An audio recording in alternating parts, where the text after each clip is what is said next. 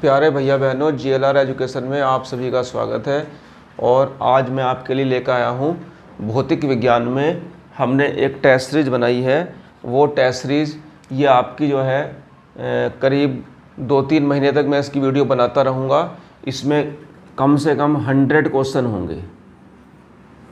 आज मैं आपको पहला क्वेश्चन इसका बताने जा रहा हूँ। सब लोग हमसे जुड़ेंगे, हमारी वीडियो को सब्सक्राइब करेंगे और डेली जब जब मैं वीडियो डालता रहूँगा वो सारी वीडियो आपको क्रम से देखनी है, उसे अपनी कॉपी पर नोट करना है।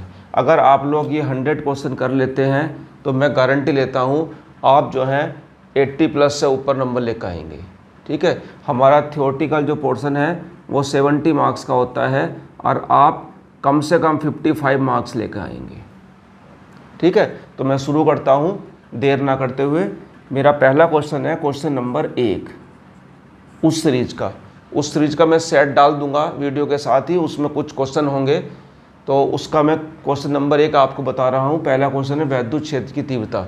जो मैंने इससे पहले भी 2 वीडियो अपलोड किए हैं, मैंने उसमें बताया है कि भौतिक विज्ञान किस प्रकार हम सरलता से याद कर सकते हैं, तो उसमें मैंने आपको बताया था।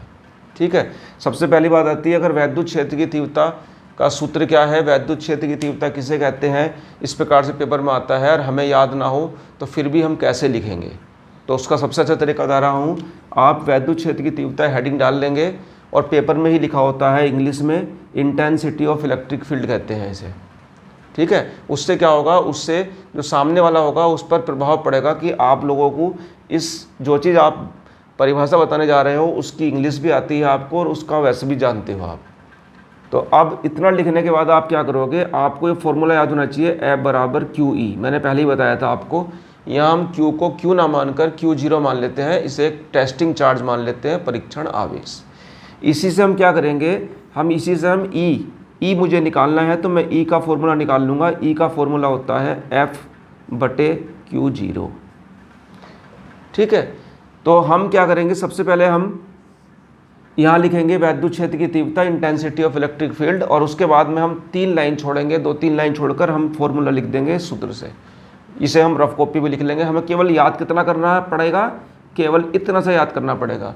और ये भी याद नहीं करना पड़ेगा, ये तो हमारी याद पहले से ही होगा। तो जो चीज़ हमारी पहले से याद होती है, अर्थात जो चीज़ हमें याद करनी नहीं पड़ती है, तो उस चीज़ को याद करने की कोई ज़रूरत नहीं पड़ेगी, वो अपने आप ही तुम्हारी मेमोरी में होगी, तुम हमेशा याद रखोगे।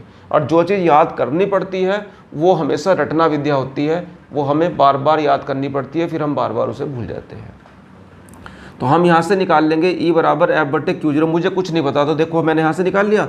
अब मैं यहाँ देखूँगा ये F क्या है, तो F क्या है, वैद्युत बल है। क्या है, बल। और Q0 क्या है, परीक्षण आवेश है। क्या है, परीक्षण आवेश। तो मैं लिखूँगा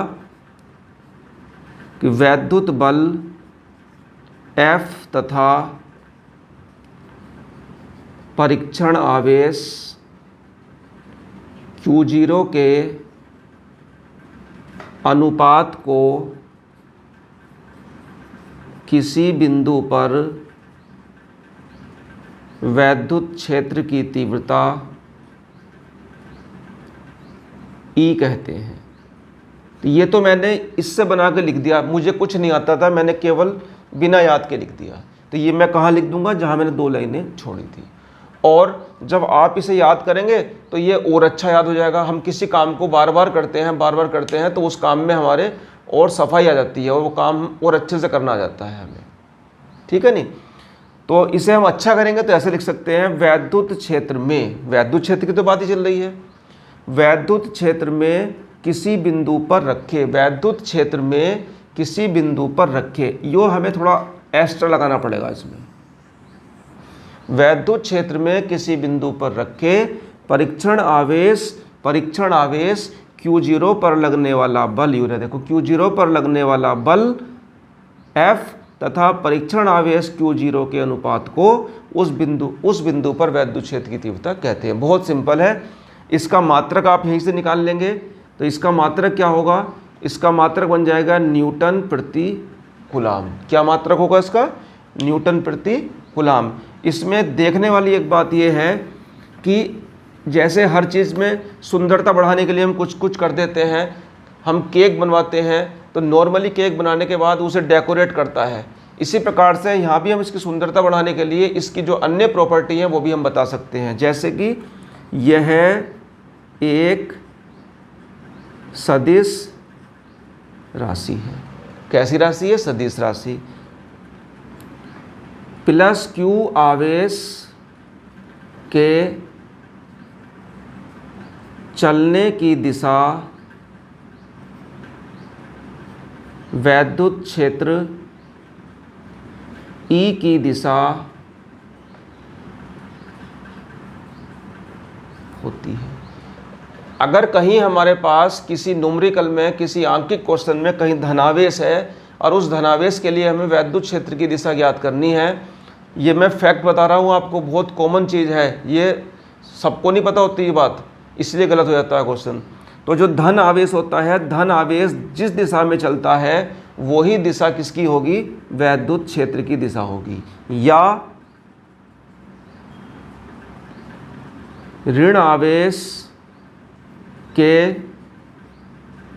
विपरीत दिशा,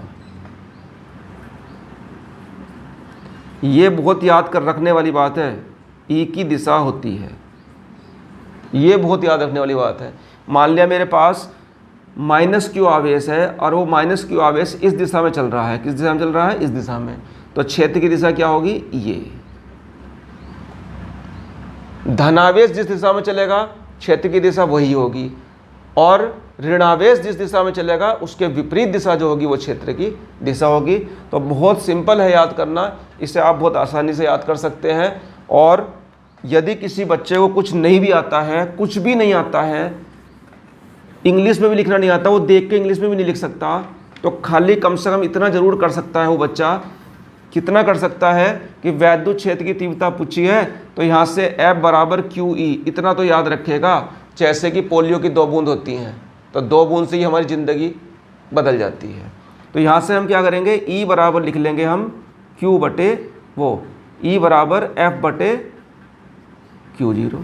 तो बस यहाँ लिख देंगे बल F तथा परीक्षण आवेश Q0 के अनुपात को वैद्युत क्षेत्र की तीव्रता E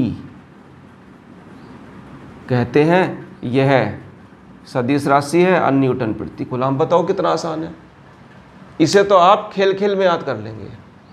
ठीक है, जो क्वेश्चन नंबर 2 है इस सीरीज का वो मैं आपको नेक्स्ट वीडियो में बताऊंगा। धन्यवाद।